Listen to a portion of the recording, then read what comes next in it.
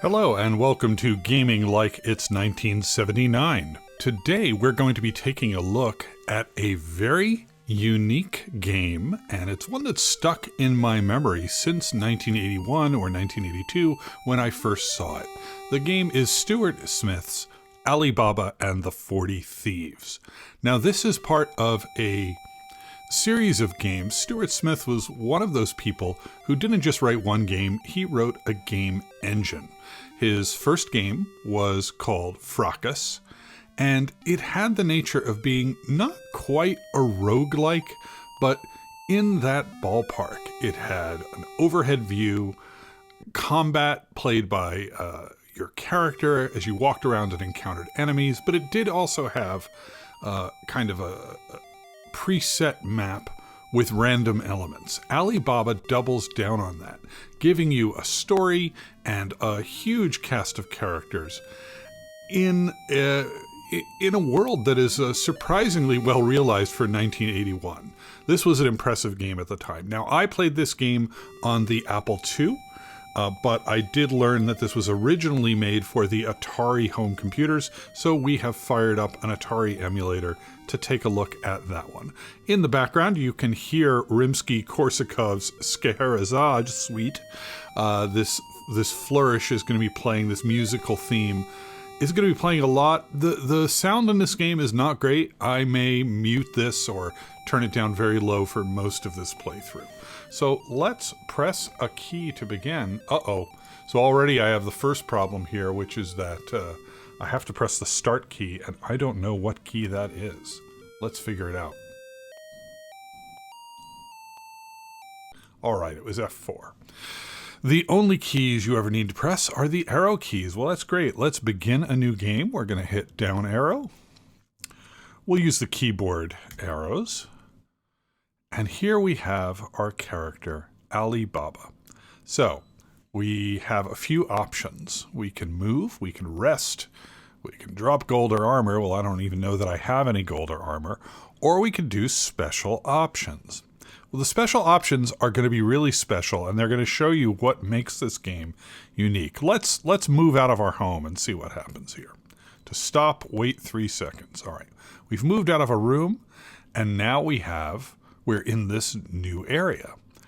And it's told us everything we see on screen. So you get this little tutorial every time you walk into a room. We've got 3 doors, and we've got this rune.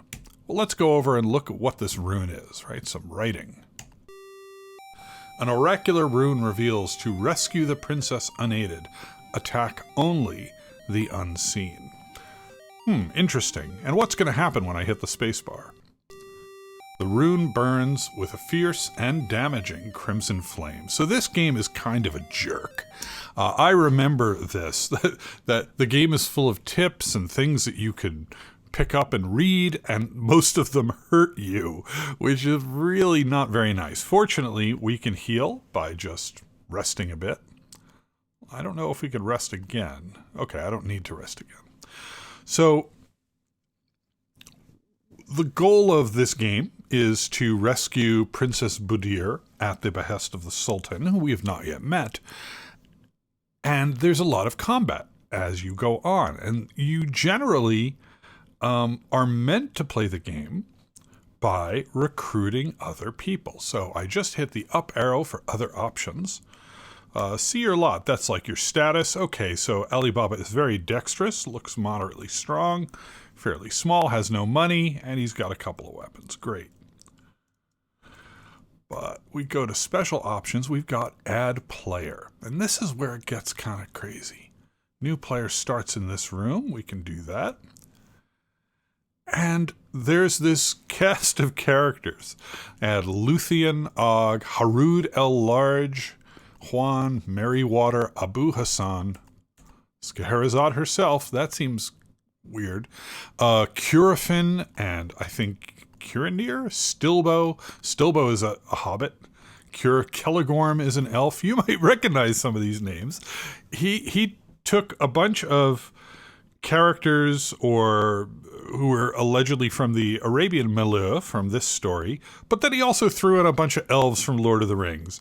And this is giving you some idea of Stuart Smith's way of doing things. So how do you could just recruit them and have them fight with you. So you could actually walk around with a little army a la Fire Emblem or something. Change difficulty. Can I make it easier? Oh, look at that. Yeah, I'm going to turn the monster rebirth rate down a little bit just because I can. There is allegedly also, I'm going to start moving to go talk to the Sultan while I explain this. There's allegedly also a bragging rights aspect to this game, which is it is theoretically possible. Yeah, I just had to smash into the door just like in a roguelike. It is theoretically possible to win the game without fighting a single creature. And that is, of course, how, well, I shouldn't say of course, that is allegedly how Alibaba did it in his, in the story. So you get bragging rights if you win the game without recruiting anyone else. That's not going to happen here. I'm not going to finish this game today. In fact, I plan on just playing it probably until the first time Alibaba dies. But let's see. So here's another rune where someone's going to tell me something. Flanked by his guard, the Sultan says, rescue Princess Budir and hide her in the home of Alibaba. Hey, that's me. My enemies will not think of looking for her there. It's going to blow up, isn't it? Oh, I remember the Apple II version. I thought that rune actually blew up. Well, let's see what happens if I pick up these treasure chests. Are these guards going to kill me? Yes, they are. Okay. Begin move.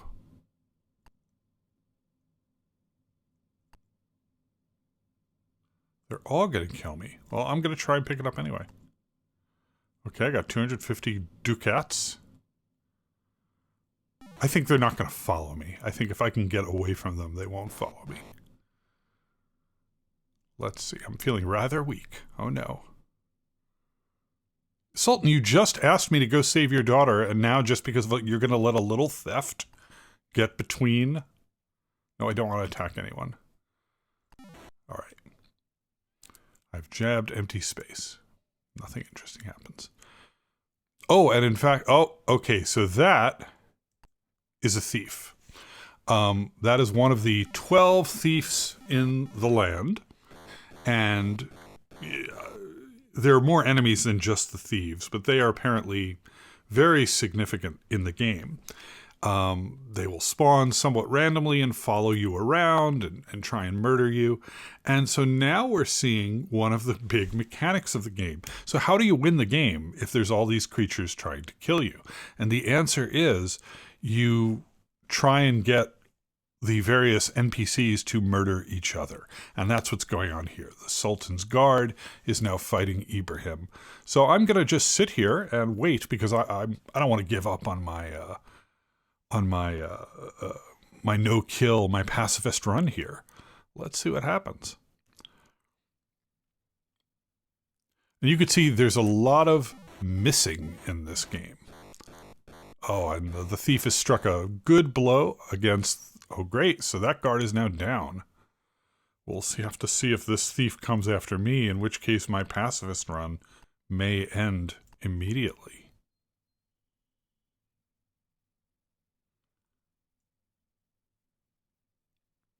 So here's another. So before this moment, you saw that the guard and the thief were smacking each other with weapons, which is one game mechanic. But you can also wrestle with enemies. And so that's what happened here. The thief actually jumped on top of the guard and wrestled with him. And now we have two thieves in this room. That's not great for me. This game is going to end very soon. I've never seen this before. They've come in and they're attacking the Sultan. Okay, one thief down. No, I believe these thieves, I don't think any creature comes back, and that's another interesting thing about this game. No, no, no, I didn't want to do that. Oh, God. Oh, this game is going to end very soon.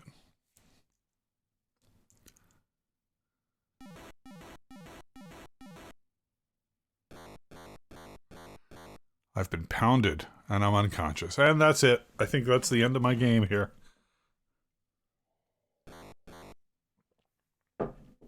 But that's okay, because that gives me a chance to now show the rest of the game. Alibaba shuffles off this mortal coil. It's another thing I remember from this game as a kid. I grieve over your untimely demise. With my limitless power, I have reincarnated Alibaba, so you may try again. How nice. All right. So I'm not going to try and do the pacifist run here. Let's actually recruit another player. So let's do new player starts in this room. Let's add, I like the sound of Harood El Large. There he is. And let's add one more player. Let's add I guess we can add an elf or a hobbit. We'll add Curafin, fine. Now you can see the elf looks a little bit different. That's an owl, I think, to the upper left, and I'm not sure what the point of that owl is. I don't remember if it's a barn owl. Okay. Now, like, you could only move a certain distance. For each character, the number of moves you can do per turn is different. All right, let's go back in here, and since that thief was there, I kind of want to go and check him out. And so now you can see I'm moving my entire army, and you can have multiple people working in different rooms. That is a thing that you can do. So this way, I'm going to actually go ahead and attack this thief.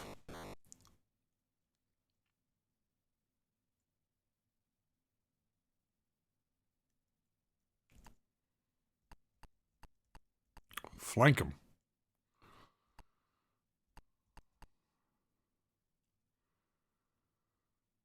Attack. Our big guy missed him.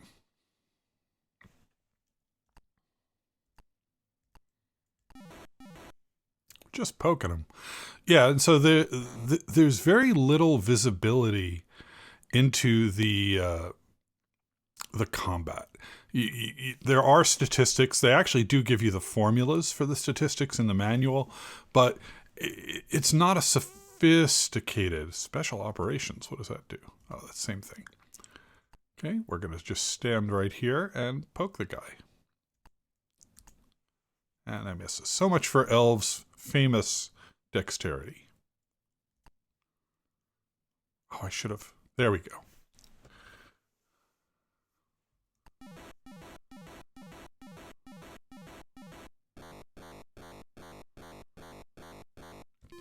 Yes, he departs the land of the living. So as I was saying, the death messages are very nice. I remember gives an obelisk to Charon, turns the toes up to the daisies.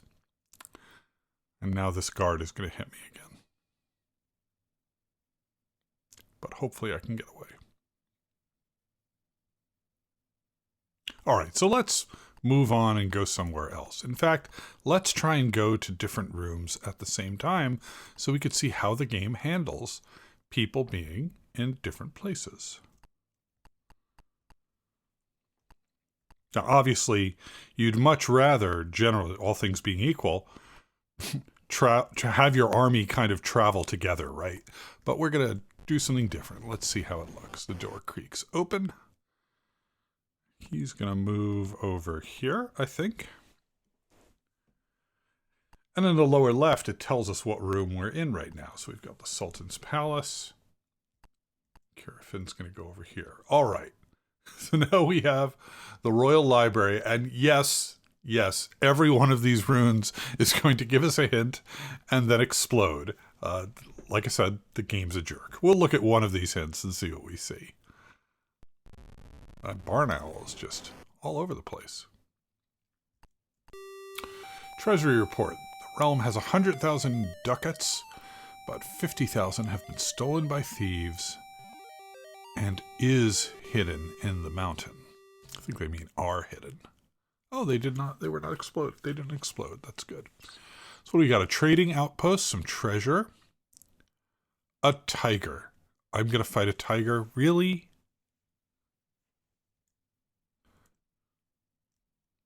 That tiger has a lot of moves. All right. I want to see... He's got a sword, and he's pretty strong. And he's got a lot of life force. I guess that's hit points. All right, I'm going to fight the tiger.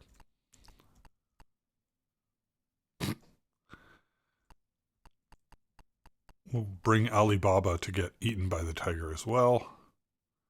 You could see that the door the owl opened is now still open.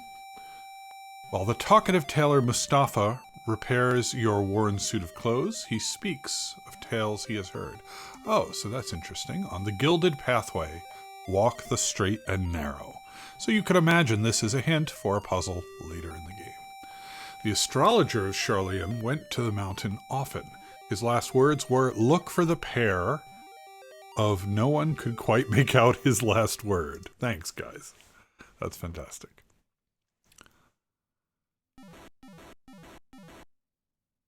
Harud El-Large has been clouted. Oh no. We got a description here that we're doing okay. Let's hit the tiger, or try to. That didn't work. So, one thing you may have noticed, and it took me quite a while to notice it as a kid, is that there really isn't a failure state in this game. You can die and start over if you lose your last character, but you can always recruit another character. So in this case, we're fighting this tiger. It's going to be pretty grim, but I can also, let's do it right now. I can add another player right here. So, gosh, I'm fighting a tough enemy. Let's add someone, Abu Hassan. Let's add a different character. What's Cinder? Let's find a hobbit. Just so we can see. There's our hobbit. Okay. I can just add more characters and have them join in the fracas.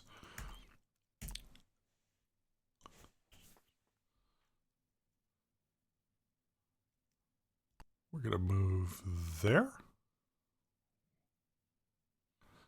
And we're going to try and hit him. There we go. Nice hit on the tiger. And the tiger has armor. Thank you. Brilliant. Looks like it still hurt him, though.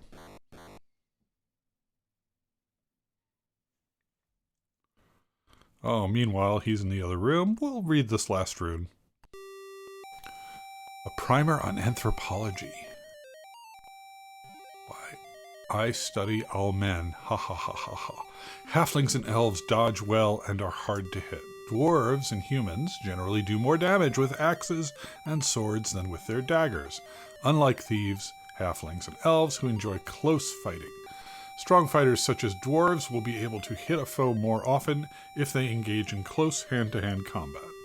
Dwarves are strong, slow, and clumsy. Elves are fast, weak, and dexterous. Halflings are as fast as humans. They are weak, but can take a lot of damage. Okay, well that tells us something.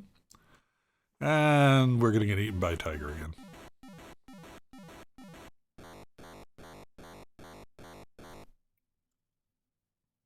Not great.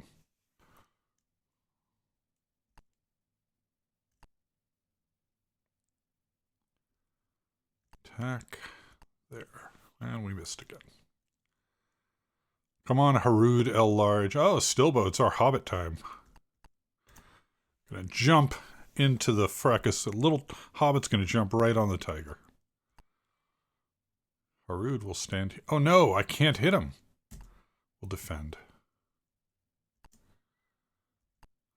I did not consider that maybe having the hobbit on the tiger would prevent me from hitting him at all. Oh, so apparently my hobbit has some armor too. That's nice. Okay, so now the tiger's on top. I don't know if I had tried to attack the tiger while Stillbo was visible. I think that would have hit Stillbo. I remember being very frustrated by that. Let's just try a close attack here and see what happens. Oh.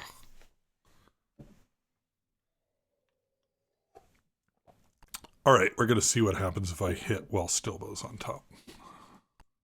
No, okay, it actually knows who the enemy is. That's great. Okay. We're going to continue to have Curafin explore. And I'll bring in someone else here to attack on Stilbo's turn, I think. The mighty swing whistles through thin air, and the illusion before you melts into a misty fog. What? The tiger was illusionary? That can't be true. Arg!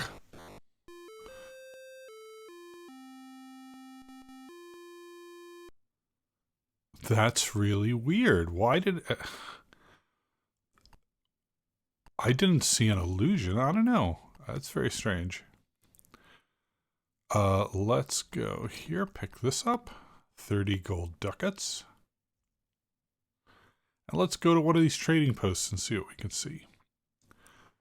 Treasury, Curafin, small zombie, big zombie, witless zombie. So you notice they all have different names. So that's what I was saying earlier, is that every creature in this game is solitary, is unique. We also saw that when Alibaba resurrected earlier, because he died, the left guard, who had been killed, was already still dead. So you can, in fact, win this game simply through the process of exhaustion. So far, what you're seeing, we're at a shop here. It looks like we can buy swords. Yeah, sword sounds like it'll be... You know what? I want armor, actually. I don't know if I can trade things. I don't think I can. 470... Oh, I see. This is the reward, basically, for beating the tiger. So armor does slow you down. See your lot. Armor 0. So he's got nothing. And I think he should rest. We're going to get out of here. This looks like a terrible place for an elf to be. So the game's puzzle aspect, you don't really get into it until later in the game. Maybe we can wander away. The map is always the same every time. And what you'll find... Ooh, he's almost dead. He's got to rest. What you'll find is that it's essentially a maze. The way to play this game properly, probably, is to, have a piece of paper, essentially. There's no in-game map. And figure out where you think the princess is being held. There are various teleporters and various obstacles in your way.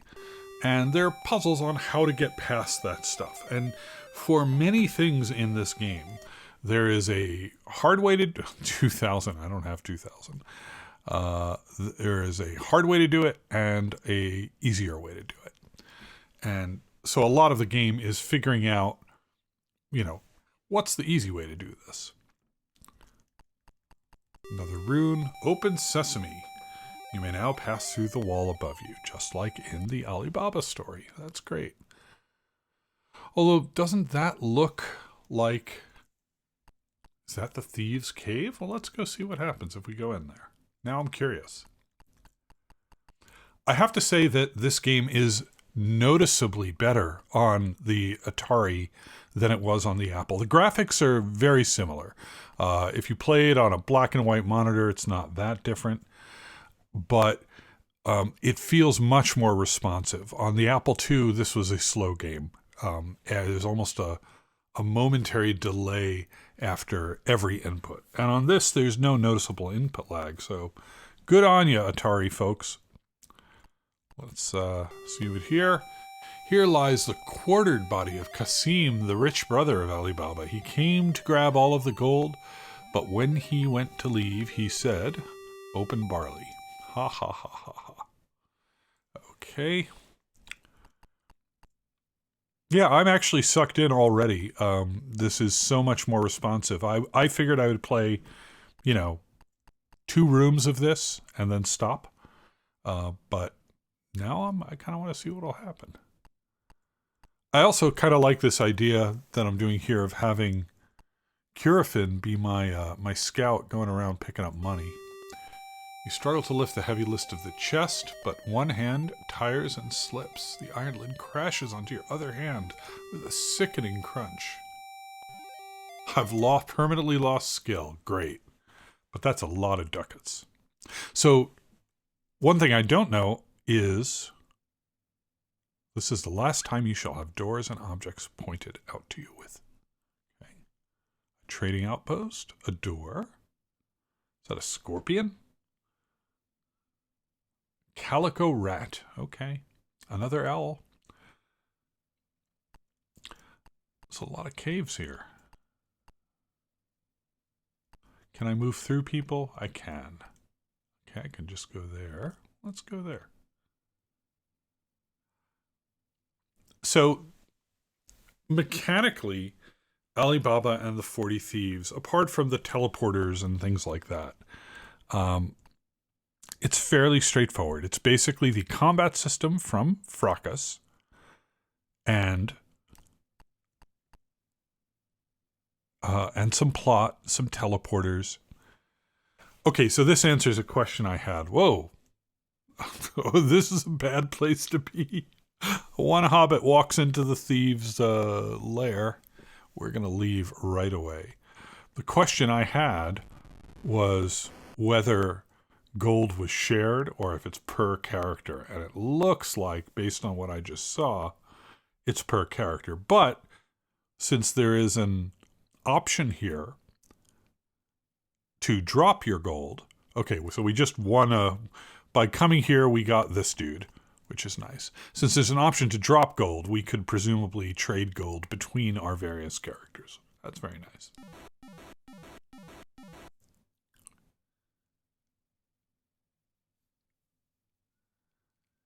Got to get out of this room. This is not a good place to be. Now, will these guys follow me between rooms? I think they will.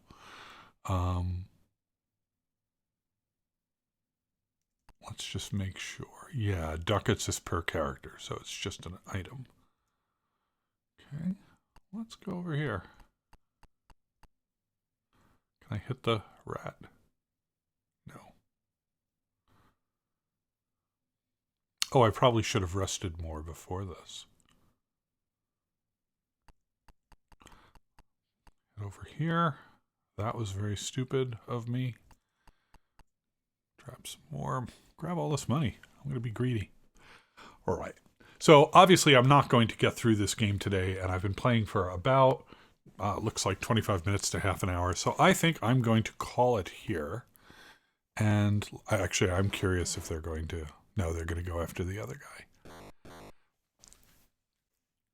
So this is Alibaba and the 40 Thieves.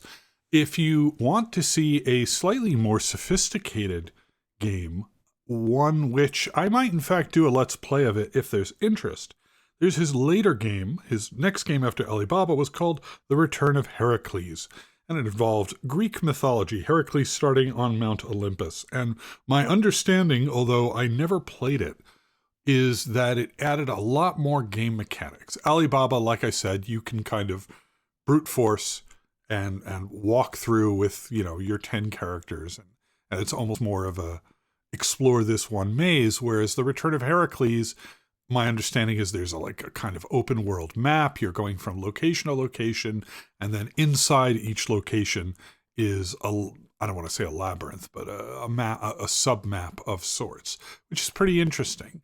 I would actually like to take a look at Return of Heracles, and I'm impressed enough by how well this plays on the Atari, although I question the color palette, if I'm honest, then I'm curious to take a look at it, and I might do that.